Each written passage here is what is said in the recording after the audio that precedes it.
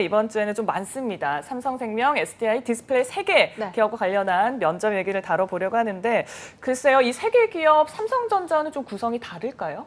일단은 면접 전형이 오늘 기본 주제니까 사실상 동일하다라고 생각하시면 될 것 같아요. 뭐 GSAP 보는 거는 똑같고 면접 가서도 이제 인성 면접이라든지 아니면 PT 면접, 뭐 여러분들이 흔히 알고 있는 이제 직무 면접이죠.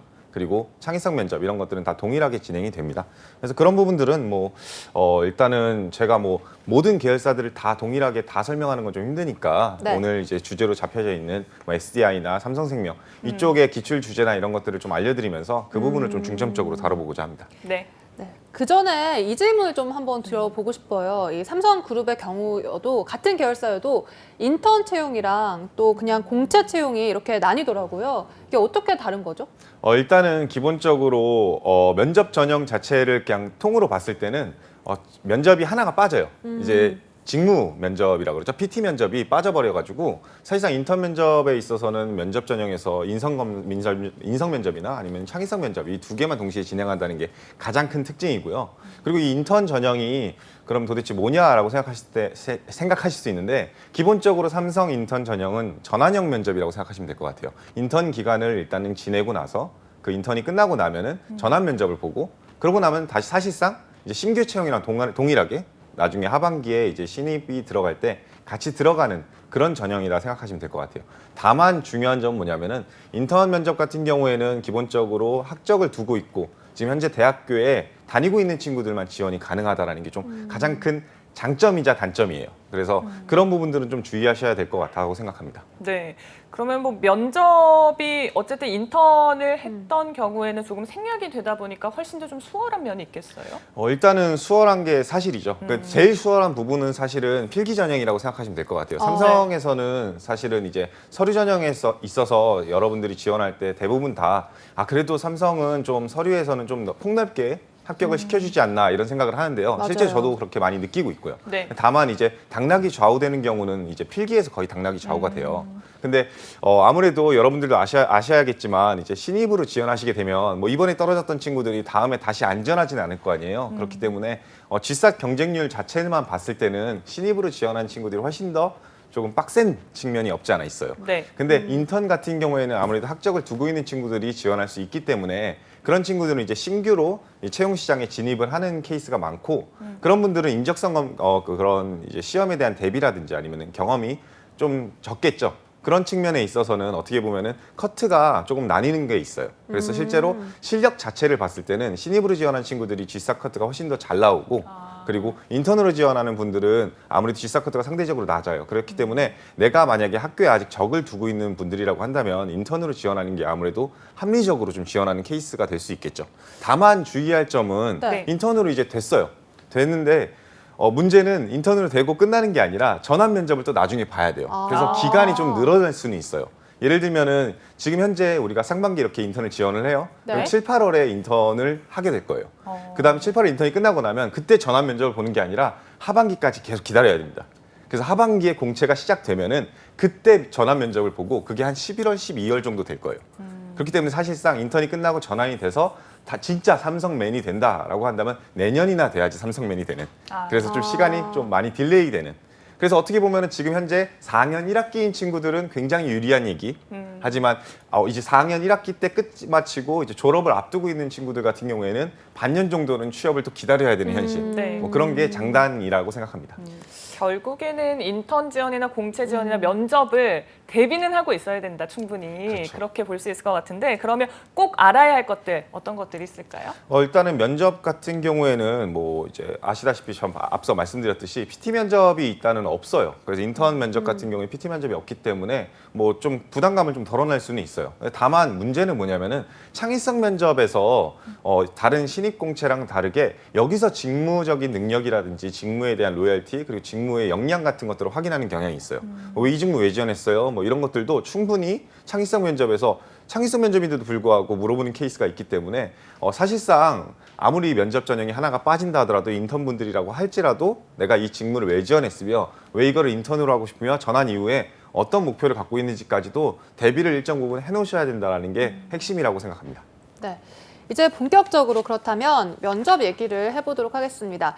지난주에 그러니까 이 삼성 면접에 대해서 알아볼 때 가장 흥미로웠던 게 인성 면접이었거든요. 인성 면접이 새 4명의 면접관과 1명의 지원자가 들어가서 보는 구조라고 들었는데 이 외에도 특이사항이 있다면 어떤 특이사항이 있을까요? 일단 저도 지난주에 이제 방송을 봤는데 네. 뭐 선생님들이 되게 잘 설명을 해주셨어요. 그래서 기본적으로는 다 동일한데 다만 이제 한 가지 좀 중점적으로 하지 않으셨던 얘기가 있는데 오. 네. 인성 검사를 들어가기 직전에 인성 면접을 들어가기 직전에 인성 검사를 한다라는 거.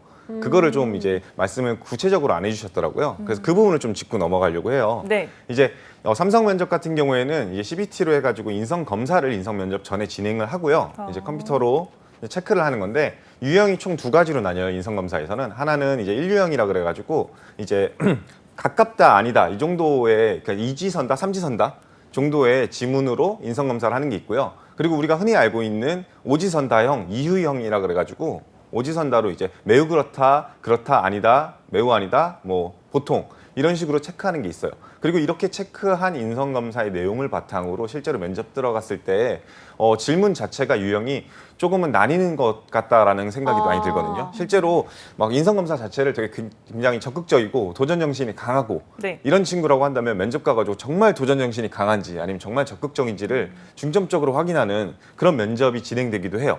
물론 이제 그게 전반에 걸쳐서 진행되는 건 아니고 대략 면접 전형에서의 질문의 유형이 한 50% 정도는 그 내용을 기반으로 질문이 들어오지 않나라는 생각이 듭니다. 그래서 이런 부분들은 좀 중점적으로 생각을 해놓으셔야 된다라고 네. 말씀드릴 수 있을 것 같아요. 뭐 인성검사라고 하면 사실 뭐 외워서 하는 건 아니니까 사실 부담 없이 할 수 있겠다라고 싶지만 그래도 또 지원자들 입장에서는 걱정이 되잖아요. 혹시 네네. 팁 있을까요?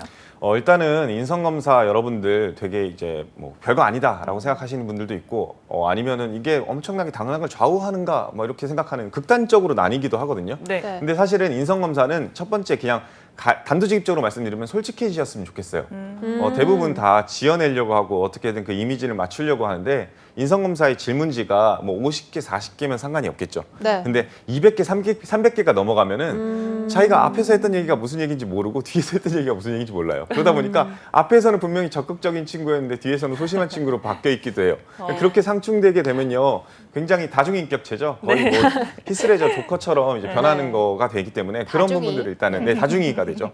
그런 것들을 좀 조심해야 됩니다. 근데 이런 것들을 앞서서 팁을 하나를 좀 드리자면은 이제 인성검사에서 가장 유명한 검사가 사실 MMPI 검사라고 있어요. 네. 그래서 그 검사 같은 경우에는 일단 여러분들의 뭐 성격 측정도 검사해가지고 뭐 여러분들이 어떤 성격을 갖고 있는지 적극적인지 협동적인지 아니면 사회성이 높은지 이런 것들을 체크하는 건데 사실 이거에서 어떤 결과가 나오는지는 중요하지 않아요. 어떤 회사를 들어가든지 간에 뭐 하나만 갖고 있는 성격을 하나만 갖고 있는 회사는 없겠죠. 뭐 예를 들면은 흔히 하는 오해 중에 하나가 삼성이라든지 신한 같은 경우에는 적극적이고 막 도전하는 인재를 원할 것이다. 네. 뭐 이런 이미지가 있는데 네. 그러면은 우리가 뭐 예를 들면은 삼성 뭐 친구들이 있으신지 모르겠지만 아니면 뭐 아무 은행이나 가셨을 때 모든 사람이 동일한 성격이라든지 동일한 성향을 갖고 있는지를 체크해 보세요. 근데 그렇진 않거든요. 회사에서 리더만 있으면요. 그 리더들 때문에 이 회사의 정책이라든지 아니면 사업 구조는요. 산으로 갈 수밖에 없어요. 근데 반대로 팔로워만 있으면 어떻게 될까요? 그러면 또뭐 정책이 제대로 아니면 뭐 사업성이 별로 이렇게 뭐 미래지향적이지 않을 수가 있겠죠. 그렇기 때문에 성격 자체가 어느 한쪽으로 치우쳐져야 된다고 생각하지 마셨으면 좋겠어요. 다만 이런 MMPI 이런 검사에서 4가지 칙도가 생각보다 되게 중요하거든요. 그 4가지 칙도는 물음표, L, K 그리고 F 이 네. 4가지 성향 검사에서의 칙도가 중요한데 네. 이 물음표부터 일단 얘기를 하면요. 물음표는요. 여러분들이 만약에 인성 검사를 했을 때 한 2개에서 3개, 뭐 4개, 많게는 뭐 10개 이런 것들이 시간이 없어서 빼먹는 경우가 간혹 있어요. 시간이 없어서요. 네, 시간이 없어서. 이거 어떻게 체크해야 되지? 라고 고민하다가 나중에는 시간이 없어서 그냥 체크를 안 하는 경우가 간혹 네. 발생합니다. 그런 경우는 절대 없어야 된다는 걸 얘기하는 칙도예요. 왜냐하면 무응답 척도라고 흔히 얘기하는데 고의로 누락시킨 것인지 실수로 빠뜨린 것인지 확인하면서 인성검사의 진정성을 확인하는 거거든요. 근데 만약에 여러분들이 뭐 일부러 실수로 빠뜨렸다고 한다면 그나마 낫겠지만 뭐 4개, 5개를 빼먹었다 뒤에 후반부에 그러면은 사실상 이 진정성이 굉장히 떨어져 보이겠죠. 그리고 인성검사에서 진정성이 떨어진다는 거는 이 친구에 대해서는 어떻게 성향 검사를 할 수 없다라는 측면이 있기 때문에 굉장히 안 좋은 점수 혹은 이 친구는 판결 불가 이런 것들이 나오거든요. 그런 것 때문에 떨어지는 경우도 간혹 있어요. 두 번째는 이제 L 척도라 그러는데 라이 척도라고 불러요. 앞서 제가 제일 중요한 거라 그랬죠. 지연에다가 보니까 앞에 있는 이야기와 뒤에 있는 이야기가 달라질 때가 있어요. 그럼 달라지게 되면요, 이 친구는 거짓말을 하고 있네라고 얘기를 해요. 거짓말을 하는 친구들, 여러분들 회사에서는 여러분들에게 일을 믿고 맡겨야 되잖아요. 근데 나 자신조차 나를 속이고 있는데 어떻게 일을 믿고 맡기나요? 네. 그래서 L척도가 어떻게 보면 가장 여러분들이 인성검사에서 떨어지기 좋은 척도라고 생각하시면 될 것 같아요. 그리고 F척도 같은 경우에는 이제 응답 평균에서 얼마나 벗어났는지에 대한 척도인데요. 가령 예를 들면 화가 나면 물건을 부시고 싶으신가요? 던져야죠, 물건을. 던지냐? 던지고 아니, 싶은 그러니까- 생각은 들지만 네. 참죠. 참죠. 보통은 이제 매우 그렇다라고 체크하는 친구들이 네. 몇이나 될까요? 일반 사람들 중에. 아하. 아니면은 화가 났을 때 그냥 욕짓거리가 입 밖으로 바로 나온다. 건쌤 그러시나요? 저는 이제 안으로 이제. 네. 근데 이제 그렇게 일반적으로 우리 사람들이 네. 화가 나지만 욕짓거리 앞으로 나올 수도 있지만 그래도 이걸 참는다라는 게 측면이 있고, 그리고 물건을 부시고 싶어도 지금처럼 이제 이난 아나운서처럼 그냥 던지기만 하지 막 그 다 부시고가지고 뭐 스튜디오를 다 박살내진 않잖아요. 그렇죠. 저도 그렇죠. 던지지도 않아요, 저는. 네. 아까 그 펜 던지는 거 봤는데 어쨌든 그런 측면에 있어서는 어떻게 보면 일반적인 사람들과 많이 벗어난 그런 것들을 확인하는 거라 생각하시면 될 것 같고요. 이거는 좀 여러분들이 정말 화가 나서 물건을 다 부시고 싶은 사람이라 할지라도 좀 안쪽으로 매우 그렇다보다는 그렇다나 보통 정도 아니면 네. 아니다 이 정도로 측정하시는 게, 그러니까 선택하시는 게 좀 더 낫다라고 말씀드릴 수 있을 것 같아요. 일반의 평균이라 생각하시면 될 것 같고요. 네. 마지막으로 이제 K 척도라고 있는데 교정 척도, 이 비협조적이나 비저항적인 척도인데요. 이거는 이제 말 그대로 모든 문항에 대해서 내가 괜히 그냥 다 보통만 체크한다든지 아니면은 그냥 일부러 반대되는 게 사회성이 떨어져 보이게 척도를 측정한다든지, 그래서 이거의 진정성을 또 다시 한번 인성검사에서 진정성을 떨어뜨리는 그런 척도라고 생각하시면 될 것 같아요. 이 네 가지 척도를 좀 기억해 놓으셨다가 여러분들이 실제로 면접장에 갔을 때 인성검사를 한다라고 한다면은 좀 진정성 있게 다가가고 절대 무응답은 없게 만들며, 그리고 이제 좀 집중해서 여러분들이 면접에서 어떤 식으로 어필이 될지를 생각해 보시면서 접근하셨으면 좋겠다라고 결론 지을 수 있을 것 같습니다. 아니, 이 다면성 인성 검제 신뢰도 판정 이 기준을 쭉 보니까 처음에는 건쌤이 거짓말하면 안 된다. 최대한 진정성 있게 솔직하게 임해라 할 때는 에이, 그래 너무 솔직하면 안 될 것 같아 했는데, 너무 이 기준이 높다 보니까 정말 거짓말하면 딱 걸리겠다 이런 생각이 들면서 그 기출 질문도 궁금해지거든요. 인성 검사의 기출 문제 어떻게 나오죠?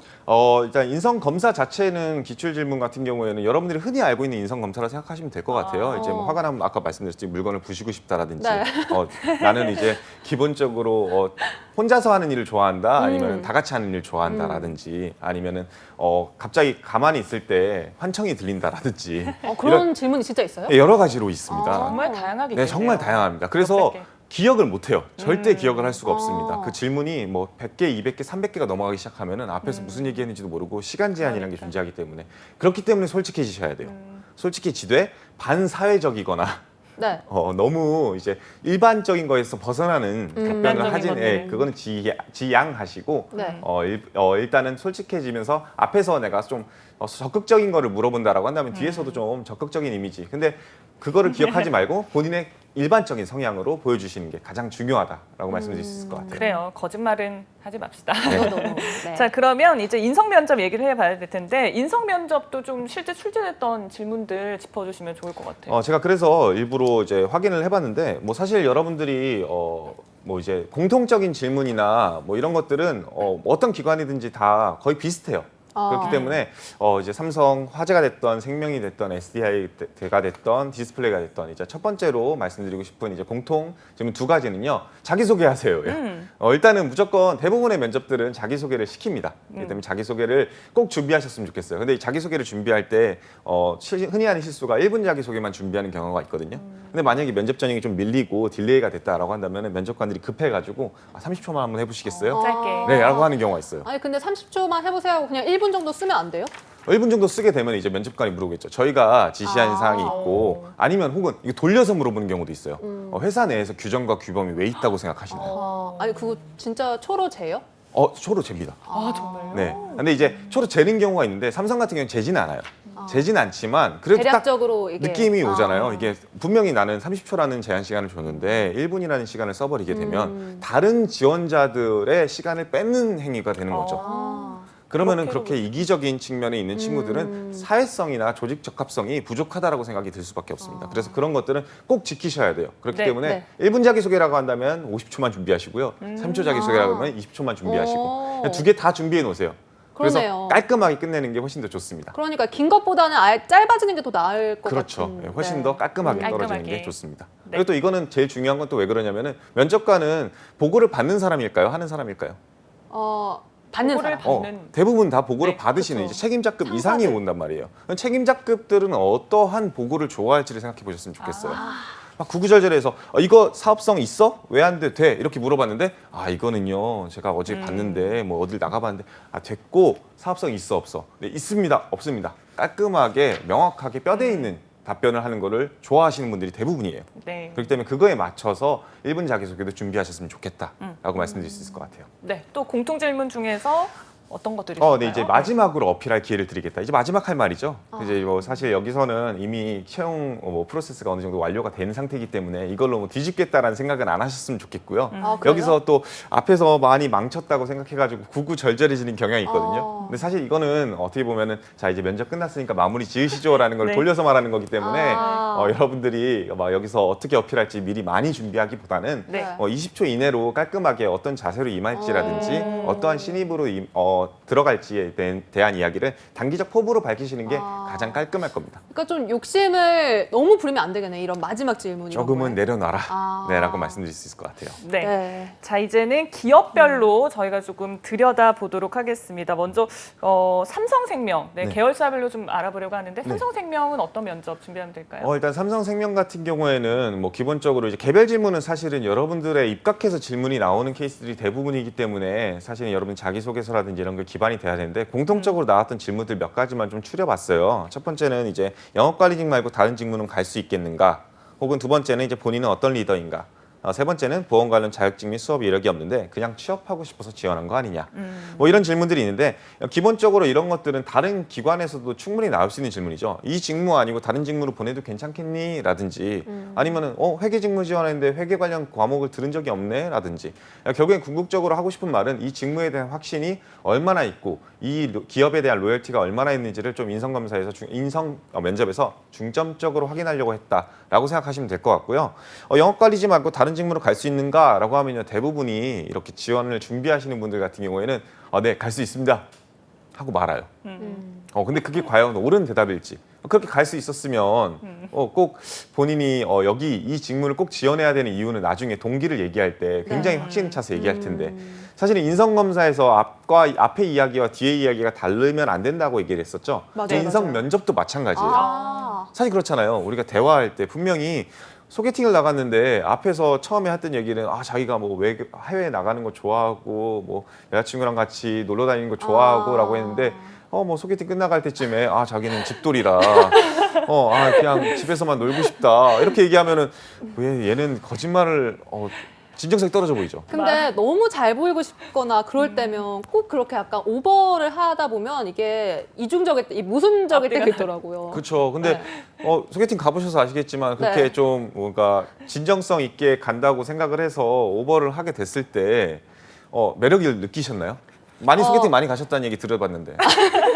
아니 근데 이제 그러니까 소개팅을 갔을 때 물론 제 얘기가 아니라 제 친구가 진짜 프로 소개팅러거든요. 그 친구가 진정성보다는 이렇게 약간 그래도 어느 정도 이렇게 포장을 해야 된다고 하더라고요. 어느 정도의 포장은 나쁘진 않다고 생각을 해요. 근데 앞에 얘기와 뒤에 얘기가 너무 달라져가지고 네. 막 너무 간절해지면은 이제 맞아. 저희 식사 다 끝나셨으면 영화 같이 한번 보러 가실래요? 네. 라고 하는 친구, 당당하게 얘기하는 친구가 있는가 하면은 네. 어떻게 영화라도 한번 좀 봐주면 안 될까요? 제가 봐주면 안 될까요? 네, 너무 좋아서 그러는데 이런 간절함이 있는 친구들은 매력이 떨어져 보이겠죠. 그러네요. 면접에도 그대로 적용될 것 그렇죠. 같아요. 면접에도 사실은 어떻게 보면 당당하고 본인이 딱 주관이 뚜렷한 친구들을 좋아하지 간절해져가지고 그것도 맞는데요. 그것도 맞는데요. 이렇게 해버리면은 이 친구는 매력이 없네. 확신이 없네. 그리고 확신이 없는 친구한테는 저희도 확신을 줄 수가 없겠죠. 어허. 그럴 경우에는 이제 결과가 좀 안 좋게 떨어질 수도 있다라고 음. 생각하시는 게 맞습니다. 네. 그리고 뭐 이거에 관련해 가지고 이제 보험 관련 자격증이나 수업 이력 없는데 이런 것들도 물어보는데 자격증이나 수업 이력 없다는 게 중요한가? 뭐 사실 그게 중요하지는 않아요. 근데 이걸 그래요? 물어보는 이유는 뭘까요? 진짜 여러분들에 대한 확신이 아직까지 차 있지 않기 때문이에요. 보험 관련 과목이라든지 수업을 들었다라고 한다면은 기본적으로 진짜 보험업계로 오고 싶어하는 친구가 많네라는 생각이 들 텐데 아직까지는 이 친구가 진짜 여기저기 지원하다가 그냥 온 친구 아니야? 우리가 뽑았다가도 중간에 나가는 거 아니야? 이런 우려가 발생하겠죠. 그러니까 여러분들이 면접관으로 하여금 이 소개팅 장소에서 확신을 줘서 나는 매력적인 친구다를 보여주려면은 과목 이외에도 내가 보험에 대한 확신을 어디서 갖고 있는지를 어필할 줄 알아야 돼요. 그렇기 때문에 뭔가 약점이 이렇게 있다라고 한다면은 그런 부분들을 보완하는 면접 준비가 되셔야 된다라고 말씀드릴 수 있을 것 같습니다. 네, 이번에는 삼성 SDI 알아보려고 하는데 아무래도 뭐 기술이나 최신 트렌드 이런 걸 알아야 될 것 같아요. 어떤 면접 나올까요? 기본적으로 이제 기술이나 최신 트렌드 같은 경우에 물어보는 이제 그 면접 전형이 사실은 직무 적합성 면접, 이제 PT 면접이죠. 거기서 일단 기본적으로 다 물어봐요. 그렇기 때문에 인성 면접에서 그걸 많이 물어보지는 않는다고 생각하셨으면 좋겠어요. 네. 인성 여기 아무리 기술직으로 지원한다고 하더라도 아무리 뭐 경영 지원을 지원한다고 하더라도 여러분들의 지식적인 측면을 물어보는 질문보다는 여러분들의 개인적인 성향이라든지 이 사람의 진정성을 확인하는 질문이 굉장히 많습니다. 뭐 그중에 대표적인 예들을 갖고 왔는데 학점이 다소 낮은데 이유가 있는가? 뭐 이런 질문들이 굉장히 많이 나와요. 그러니까 학점이 어떻게 혹시 높으신가요? 미정 아나운서 높으신가요? 저는 부끄럽지는 않은 정도는 됩니다. 부끄럽지 않은데. 이런 분들, 솔직히 말하면 4.5 만점이라고 환산했을 때 네. 한 3.67 이상이 되면은 네. 학점이 다소 낮은데라는 질문은 들어오진 않습니다. 아, 그래요? 네, 근데 이제 기본적으로 만약에 소프트웨어 직군으로 지원했다고 치면은 네. 학점이 낮다 이콜 전공 성적이 낮다. 전공 성적이 낮다 이콜 이 직무에서의 그런 지식이 부족할 수 있겠다. 근데도 왜 이 직무를 수행하려고 하지? 결국에는 기승전 이 직무 진짜 하고 싶은 건 맞아입니다. 만약에 소프트웨어 직군 지원하는데 코딩에 대해서 내가 관심이 없고 이렇게 한다면 실제로 들어와서도 일을 열심히 안 하겠죠. 그런 친구들에 대해서는 과감히 좀 생략하는 그런 것들이 있을 겁니다. 그 두 번째로는 이런 인성적인 질문 외에도 앞서 말씀해 주셨듯이 전기차나 배터리 산업에 대해서 전망을 어떻게 본다든지 삼성 계열사 관련 최근 이슈에 대한 본인의 견해는 어떤지에 대해서 물어보기도 해요. 이거는 제가 이제 기술직들, 이제 소프트웨어 직군으로 지원한 친구들의 예시를 갖고 왔는데 네. 그만큼 사실 이제 SDI 같은 경우는 배터리 산업군인데도 불구하고 이게 진짜 코딩을 좋아하는 친구들이 굳이 삼성전자 이런 데를 안 지원하고 SDI를 지원할 이유가 없거든요. 배터리 산업에 대한 이해도가 있어야지 분명히 SDI를 지원한다는 생각. 결국에는 기승전 다시 한번 이 산업군에 대한 로열티가 있는지 없는지 여부를 확인하는 거예요. 그래서 직무에 대한 준비도 중요하겠지만 내가 지원하는 삼성 계열사가 어떤 기관인지 그리고 앞으로 어떤 미래를 그려가는지도 꼭 숙지해 놓으셔야 된다라고 말씀드릴 수 있을 것 같습니다. 네. 네, 이제 창의성 면접과 관련해서 더 알아보도록 할 텐데 지난주에 저희가 가장 큰 충격을 받았던 문제였거든요. 아기를 카메라에 담고 싶은 엄마에게 해결책을 제시하라. 이런 면접이었는데 또 다른 면접 예시가 있다고요? 일단은 그 스테라 쌤도 말씀하셨지만 이게 굉장히 좀 삼성에서는 그런 거 유출하지 말라고 서약서를 굉장히 좀 이렇게 빡세게 적는 게 있어가지고 네. 네, 그게 좀 오래된 문항이길래 제가 이제 최신 거를 한번 갖고 와봤어요. 네. 이제 삼성생명이나 화재에서 나왔던 창의성 면접 예시인데요. 오. 네. 첫 번째 이제 소확행, 차, 주택 마련 등에 대한 부담을 내려놓고 일상에서는 작지만 확실한 만족을 추구하는 경향이고 이에 따라서 필수 소비재든 소비재 수요가 증대되고 고급화 및 프리미엄화로 인한 메시지 브랜드가 증가되고 있다. 2번 미니멀리즘, 불필요한 것들을 모두 제거하고 최소한의 생활, 개인의 본질을 추구하는 이런 것들이 있다. 그러면은 이런 것들을 봤을 때 두 현상을 종합해서 나타내는 문제점을 제시하고 나올 수 있는 새로운 상품, 서비스의 내용을 구체적인 명칭을 붙여서 제시하라. 이게 창의성 면접이었습니다. 이게 창의성이라기보다 뭔가 약간 문제 해결? 그쵸. 논리성? 이런 아주 본질을 잘 파악하셨습니다. 이제 사실 과거까지만 하더라도 네. 창의성 면접이 정말 창의성 면접이었어요. 네. 진짜 제가 기억하기로는 한 5년 전? 5년 전이요? 5년 꽤 정도에 됐네요. 갑자기 전 인류가 눈이 갑자기 안경을 쓰던 사람들이나 눈이 나빴던 사람들이 다 안경을 벗었다. 왜 그럴까? 그런 거예요? 이런 질문이? 것들이 나온 적이 있었어요. 근데 그게 점차적으로 그렇게 되면은 친구들이 정말 창의성 면접이라 생각해가지고 네. 정말로 창의적으로 답변을 하기 시작했어요. 예를 들면 외계인이 내려와서 이제 전 인류에게 나식 수술을 해줬다라든지 이런 얘기를 하니까 그 의도가 아닌데도 불구하고 네. 그러지 말고 이제 문제 해결력을 보자 이런 측면이 있어요. 그래서 창의적인 게 중요한 것보다는 논리적인 구조라든지 답변보다는 그거를 찾아내는 그 근거나 논리 구조, 여러분들이 어떻게 문제를 해결해 가는지 그 과정을 보는 거라고 생각하셨으면 좋겠어요. 그래서 네. 이 문제 같은 경우에는 사실은 여러분들이 일단 첫 번째 비중이 이렇게 크지 않아요. 그렇기 때문에 너무 걱정을 하지 마라. 답변을 어떻게 해야 될지 모르겠다. 근데 구조를 봤을 때는 여러분들이 이 두 개의 공통 분모를 찾는 게 가장 1순위라고 생각하셨으면 좋겠어요. 근데 보시면 이거는 팁인데 큰 거에서 작은 거로 가지 마시고 작은 거에서 같이 교집합점들을 만드는 게 훨씬 더 좋은 구조거든요. 예를 들면은 지금 소확행 같은 경우에는 범위가 굉장히 커요. 여행을 가더라도 해외여행을 가겠다. 그렇죠? 네. 뭐 차를 사더라도 좋은 차를 사겠다. 뭐 이렇게 범위가 굉장히 클 수밖에 없습니다. 근데 반대로 미니멀리즘 같은 경우에 필요한 것만 사겠다는 거거든요. 그러면 사실 범위로 봤을 때 우리가 소비를 한다는 걸 봤을 때 측면을 봤을 때 소확행이 좀 더 작은 규모라고 생각하시면 될 것 같아요. 네. 그러면 이제 소확행에서 필수재들 필요한 것만 사겠다 중에 그 필요한 것 중에 확실한 거를 어떤 걸 살지를 생각해 보시면 오히려 그 규모가 적어짐에 따라서 배경에서의 공통 분모를 찾기가 쉬워지거든요. 그렇죠. 예를 들면은 옷 같은 경우는 확실히 사야 되고 소비해야 되는 거죠. 그죠? 네. 그렇기 때문에 미니멀리즘에서 어쨌든 옷은 구매를 하긴 해야 됩니다. 하지만 거기에 소확행을 더하게 된다면 좋은 옷을 사겠죠. 한 벌을 사도 좋은 옷을 옷. 산다. 그렇죠. 거기에 착안해서 그거를 집중해서 상품이나 서비스를 만들어야겠다라는 생각으로 이렇게 구조적으로 접근하셔야 된다라는 게 가장 큰 본질이다라고 생각하시면 될 것 같아요. 네. 작은 규모에서 공통 분모를 찾아서 구조화한다라고 짚어주셨는데, 근데 사실 그럼에도 불구하고 이게 참 어려워요. 그래서 끝으로 이 창의성 면접을 좀 잘 볼 수 있는 노하우가 있다면 전해주시죠. 일단은 그렇게 배경을 찾았다라고 한다면은 서비스나 제한적인 측면은요 어떤 것들을 제시해도 상관이 없습니다. 다만 그거를 왜 제시하는지에 대한 이야기도 함과 동시에 이거를 만약에 내가 제안했을 때 문제점이 생기지 않을지. 혹은 면접관이 그러면은 어떤 걸 공격할지까지도 준비하시는 게 가장 매력적인 답변이 될 거예요. 그렇기 때문에 가장 마지막에는 어떠한 보완책이나 보완점이 있을지까지 어필하는 그런 방법도 써보셨으면 좋겠습니다. 실제로 창의성 면접이 끝나고 나면 질의응답을 실시하거든요. 근데 그 질의응답에서 여러분들이 결국에는 면접관들이 물어보는 거는 그거 현실성 있어? 그렇게 했을 때 과연 이런 문제는 어떻게 해결할 거야? 라는 질문들이 대부분 들어오거든요. 근데 그거를 만약에 내가 PT에서 미리 대비해서 어필까지 한다고 하면 얼마나 매력적으로 보이겠어요. 그렇죠. 그렇기 때문에 그런 부분들까지도 좀 고려하셔서 여러분들의 논리성 그리고 문제 해결력을 보여주셨으면 좋겠습니다.